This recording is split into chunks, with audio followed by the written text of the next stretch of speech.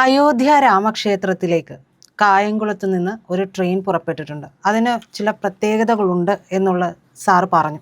എന്താണത്?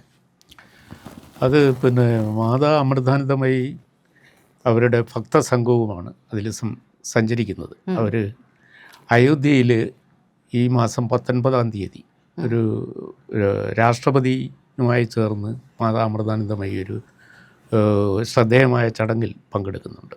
എത്ര പേരടങ്ങുന്ന? ഇവിടുന്ന് 1200 പേര് ഉള്ള ഒരു ഭക്തസംഘത്തെയാണ് അമ്മ നയിക്കുന്നത്. ഒരുപാട് വർഷങ്ങൾക്ക് ശേഷമായിരിക്കും അല്ലേ അങ്ങനെ ഒരു യാത്ര? അതെ, ഒരു ട്രെയിൻ യാത്ര. അമൃതാനന്ദമയി ദേവിയെ സംബന്ധിച്ചിടത്തോളം ഒരു ട്രെയിൻ യാത്ര 80കളിൽ അവർ ഇതുപോലെ നടത്തിയിട്ടുണ്ട് ട്രെയിനിൽ. പക്ഷെ അതിന് ശേഷം ഇങ്ങനെ ഇത്ര ദൂര യാത്ര ആദ്യമായിട്ടാണ്. ഇത് ഇത്രയും ഭക്ത സമൂഹത്തെ ഒന്നിച്ചു കൊണ്ടുപോവുക എന്ന ലക്ഷ്യം കൂടെ സാധിക്കാൻ വേണ്ടിയാണ് ഒരു സ്പെഷ്യൽ ട്രെയിൻ അവർക്ക് ആ യാത്രയ്ക്കായിട്ട് അറേഞ്ച് ചെയ്തത്. അതിൽ അയോധ്യയിലെ രാമക്ഷേത്ര ട്രസ്റ്റി യുടെ പ്രത്യേക ക്ഷണപ്രകാരമാണ് അവർ പോകുന്നത്. രാഷ്ട്രപതി ദ്രൗപദി മുർമു ഒത്ത് രാമക്ഷേത്രത്തിൻ്റെ 2ാം നിലയിൽ ഒരു രാമ രൂപം സ്ഥാപിക്കുക എന്ന രാമയന്ത്രം സ്ഥാപിക്കുക എന്ന ലക്ഷ്യമാണ് നിർവഹിക്കുന്നത്. അതിനോടൊപ്പം മാതാ അമൃതാനന്ദമയിയുടെ സാന്നിധ്യവും ഉണ്ടാവും. അത് കൂടാതെ ഈ ഭക്തർക്ക് അയോധ്യ സന്ദർശിക്കുവാനുള്ള ഒരു അവസരവുമാണ്. അതും ഈ യാത്രയുടെ ഒരു പ്രാധാന്യമാണ്. പിന്നെ ഈ 19 എന്ന് പറയുന്നത് ഹിന്ദു വിശ്വാസപ്രകാരമുള്ള ചൈത്രമാസം 1-ാം തീയതിയാണ്. അത് പുതുവർഷത്തിൻ്റെ ആരംഭമാണ്. അപ്പോൾ ആ നിലയിലുള്ള ഒരു പുണ്യദിനമായിട്ടാണ് അതിനെ കരുതുന്നത്, പ്രത്യേകിച്ചും ഉത്തരേന്ത്യയിൽ. അപ്പോൾ അന്നാണ് ഈ ചടങ്ങ് സംഘടിപ്പിച്ചിട്ടുള്ളത്. ഈ രാമക്ഷേത്ര പ്രതിഷ്ഠാ സമയത്ത് രാഷ്ട്രപതി ദ്രൗപദി മുർമുവിനെ പങ്കെടുപ്പിച്ചില്ല എന്ന് പറഞ്ഞ വലിയ ആക്ഷേപങ്ങളൊക്കെ ഉണ്ടായി.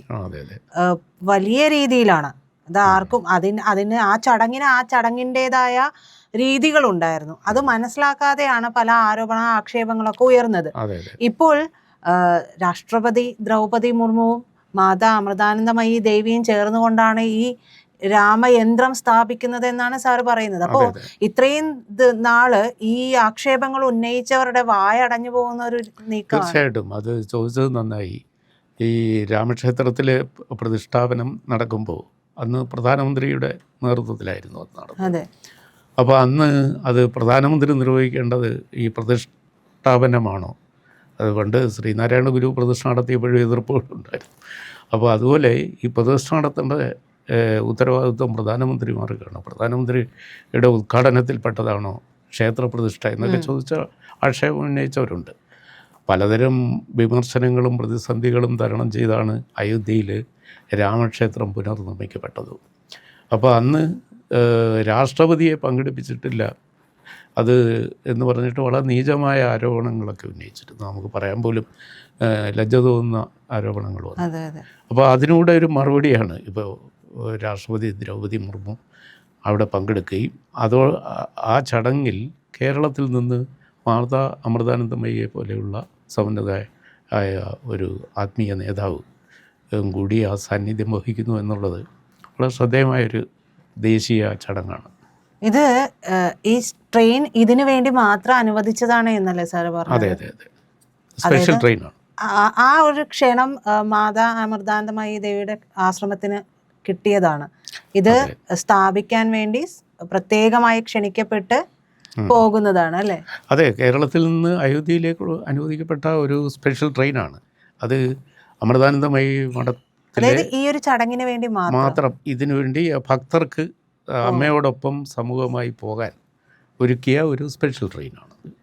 അപ്പോൾ ഈ അത് പ്രാധാന്യം കൊടുക്കുന്നുണ്ട്. കാരണം ഈ കേരളത്തിൽ നിന്ന് ഇത്രയും ഒരു 1200 ഭക്തർക്ക് അയോധ്യ പോയി കണ്ടിട്ട് തിരിച്ചു വരാനുള്ളൊരു അവസരം, അത് മാതാ അമൃതാനന്ദമയിയോടൊപ്പം ഉള്ള ഒരു യാത്ര, അങ്ങനെ ഒരു പ്രത്യേക അനുഭവമായിരിക്കും അത്.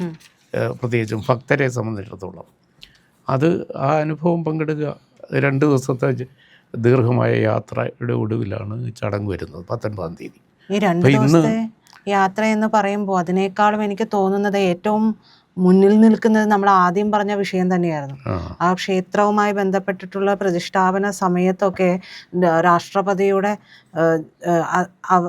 എന്താ പറയുക, ജാതിപരമായിട്ടുള്ള കാര്യങ്ങൾ പോലും എടുത്തു പറഞ്ഞുകൊണ്ട് വളരെ മ്ലേച്ഛമായ രീതിയിലായിരുന്നു. ഇപ്പോൾ അതൊന്നും അല്ലായിരുന്നു എന്നുള്ളത് തെളിയിക്കപ്പെടും. അപ്പോൾ ഈ പ്രതിപക്ഷം എപ്പോഴും വിമർശിക്കാനുള്ള കാരണങ്ങൾ തേടി അവർ ഏത് കുൽസിത വഴിയിലൂടെയും പോകും എന്നുള്ളതിൻ്റെ തെളിവാണത്. യഥാർത്ഥത്തിൽ സംഭവിച്ചത് എന്താണെന്നുള്ളത് നമുക്കറിയാം.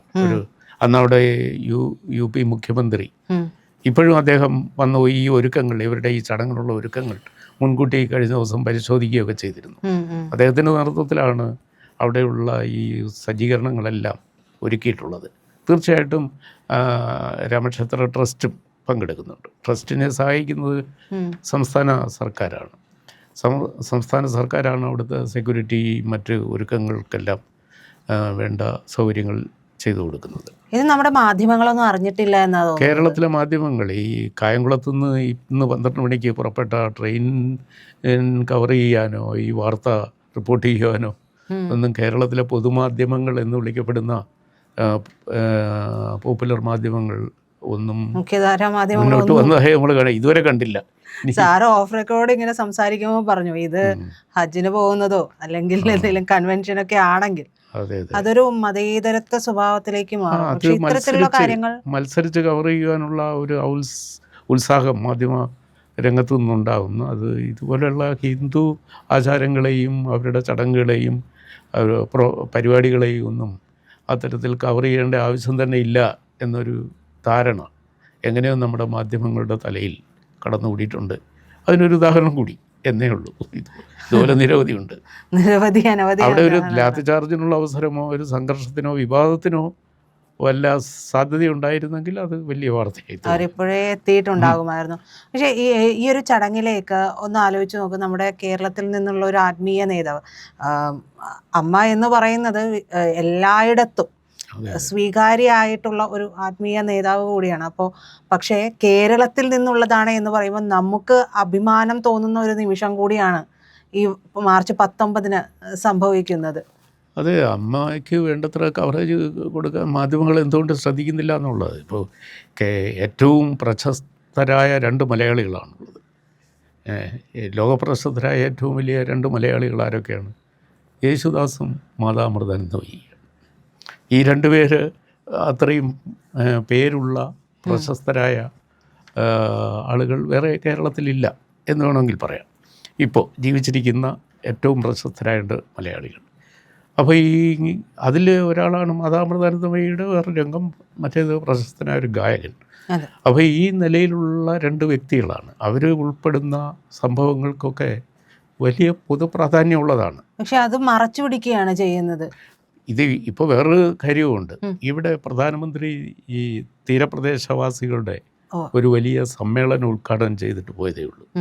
ധീവര സമുദായത്തിൻ്റെ ഒരു കൺവെൻഷൻ ഉദ്ഘാടനം ചെയ്തു. ആ സമുദായത്തിന് ഒരു ആത്മീയ ഉണർവ് നൽകുന്ന അതിൽ മാതാ അമൃതാനന്ദമയ്യയുടെ നിരന്തരമായ പ്രചോദനമുണ്ട്. മാത്രമല്ല നമ്മുടെ തീരദേശത്തെ 15 അസംബ്ലി നിയോജകമണ്ഡലങ്ങളിൽ നേരിട്ട് സ്വാധീനിക്കാൻ കഴിയുന്ന ഒരു വ്യക്തിയാണ് മാതാ അമൃതാനന്ദമയ്യ. അവർക്ക് അത്രയും രാഷ്ട്രീയ പ്രാധാന്യമുണ്ട്. എന്നിട്ട് കൂടി നമ്മുടെ മാധ്യമങ്ങൾ അതൊന്നും വേണ്ട പോലെ ശ്രദ്ധിക്കുന്നില്ല. അവരുൾപ്പെട്ട വാർത്തകൾക്ക് പ്രാധാന്യം കിട്ടുന്നില്ല.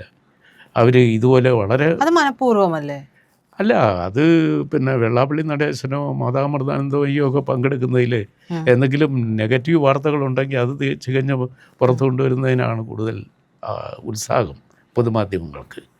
അവർ നടത്തുന്ന സൽക്രിയങ്ങളെയും അവർ പറയുന്ന സത്യങ്ങളെയും വളച്ചൊടിക്കാതെ നേരെ ചൊവ്വേ ജനങ്ങളുടെ മുന്നിൽ അവതരിപ്പിക്കുവാൻ നമ്മുടെ മാധ്യമങ്ങൾ ഇനിയും ശീലിക്കേണ്ടിയിരിക്കുന്നു.